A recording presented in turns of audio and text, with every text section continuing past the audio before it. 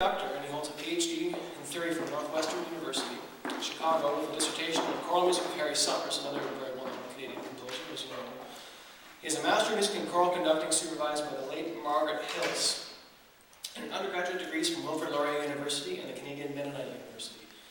Enns is on the faculty of the University of Windsor Department of Music at the Conrad Grebel University College, and is the founding director of the Waterloo-based Da Capo Chamber Choir. So we're going to be joined by Leonard Enns back in time, and at the conclusion of the interview, please welcome on Maureen Volk and Jane Lyle. Thank you. Good evening, Leonard, and welcome to St. John's. Thanks. It's really good to be here. So you were here in St. John's not too long ago, is that right? I was there this past July, at the Phenomenon of Singing Symposium, and then at the Festival 500 event, and had a wonderful time. It's a great city, and you have fabulous choirs and a fabulous landscape and province. We spent a couple of weeks. We went to Grossmorn after the events at the Memorial were done, so it was wonderful being there. Oh, very good. I know that you grew up on the prairie. Many people say that people that have grown up on the prairie seem to really like it here in Newfoundland.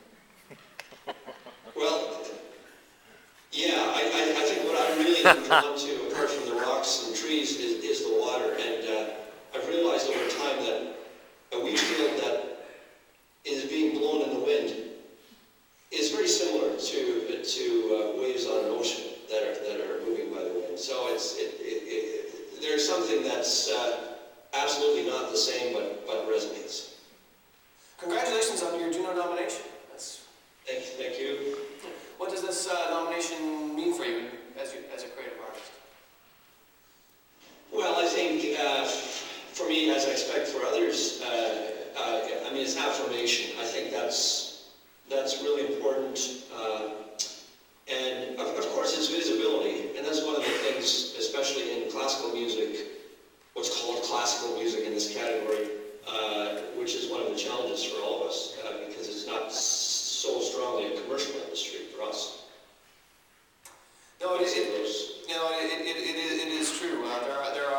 There are so few opportunities to be recognized as a Canadian composer. So I think that this is really a wonderful thing. What was the inspiration for your Juno-nominated piece, Shadowland? The piece is actually Nocturne. The recording is Shadowland. So the composition, which is called Nocturne, was commissioned for the Guelph Spring Festival a few years ago, and it actually was inspired by what was to have been the setting for the performance. I was taken into it was actually a government building in Guelph, which has a large atrium, and I was imagining a choir set up on different balconies around an audience that was to have been on the main floor of this big atrium. As it turns out, the performance was elsewhere. This was a year or two ahead of performance, and the logistics being what they are. But my imagination went into that direction of sort of all-encompassing sonority. And I ended up using a text from Merchant of Venice. It's Lorenzo. It's the very familiar one, Lorenzo speaking to Jessica. I'll just read the first phrase, you'll remember it. Here will we sit and let the sounds of music creep in our ears, and it goes on like that. And then the part that really drew my attention was, look how the floor of heaven is thick inlaid with patterns of bright gold. There's not the smallest orb which thou beholdest, but in his motion like an angel sings. And so I had this, I grew up on the prairies, and for me it was, of course, that's not where Shakespeare grew up, but anyway, I had this idea of sort of the nights, of the black night sky with stars and northern lights, and the sort of fading in and disappearing and so on. So there are sections in the piece that do that, which I think are probably are some of the interesting parts. Yeah. Oh, terrific. Now, the piece you have on tonight's concert, in the end, it was written for voice and soprano. Do you find your approach different when writing for solo voice as opposed to choral? Right? I think when I'm writing for solo, my imagination goes more in the, I mean, this is pretty black and white, but it's not like that, but I hadn't really thought about that, but I think when I'm writing for solo voice, I probably am thinking more linearly, more in melodic terms, whereas I find the choral instrument such a phenomenal instrument, and one of the potentials of the choral instrument, especially for me, has been the sonority that's possible. So I think for choirs, I think maybe a little bit more in terms of texture, whereas for a solo instrument or solo voice, I'm thinking perhaps more melodic, what we would call melodic. So I mean, there are fancier terms for that. But, yeah. Sure. Oh, terrific. Now, I was reading on your website earlier today that you have a number of interesting creative projects in the works. Could you tell us what's coming up for you in 2010? The main piece I'm working on at the moment, and that's sort of my major project, is a piece that I'm calling 10,000 Rivers of Oil. It's commissioned by the University, actually it's again Guelph. It's commissioned by the University of Guelph and the Guelph Chamber Choir. The text was given to me, in this case, part of the text was given to me, and part of the text I've chosen. I mean, for me, writing choral music is very much, in almost all cases, initiates with the text. My ideas start with the text. And in this case, it's a biblical text that I was given, and the text is it's from Micah. What does the Lord require of you? Not this, not that, not 10,000 rivers of oil, but to live humbly, etc.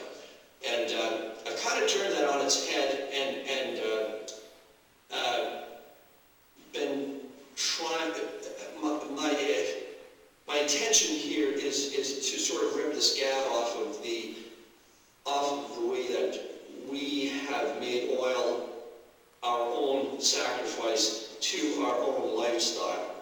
And so it's I have, along with that text, I'm using texts by a wonderful poet in British Columbia, George Whipple, and he's got a poem called "The Price of Oil," which essentially is saying what we've done is turned God into man, into children dying for the price of oil, and the poem deals with the aggression and the wars around that.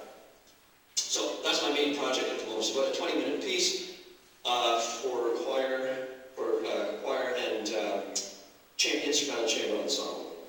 The ensemble will be the same. The piece is being programmed with the John Rutter Requiem, and so that instrumentation is the one that was suggested to me. So that's the reason for the particular ensemble choice, which is often the way things go. Indeed, yeah. Well, that sounds absolutely terrific. Well, congratulations again on this recognition of your work and your Juno nomination, and good luck with your concert, which is happening at the same time as our concert. Thank you very much. I'm simply delighted and wish I could be there. I've met all of the artists involved, I think, apart from the singers in the choir. So I'm thrilled with the whole thing. We will be there for the weekend, but we can't be there for tonight. Wonderful. Well, we look forward to seeing you in a few days then. Thank you.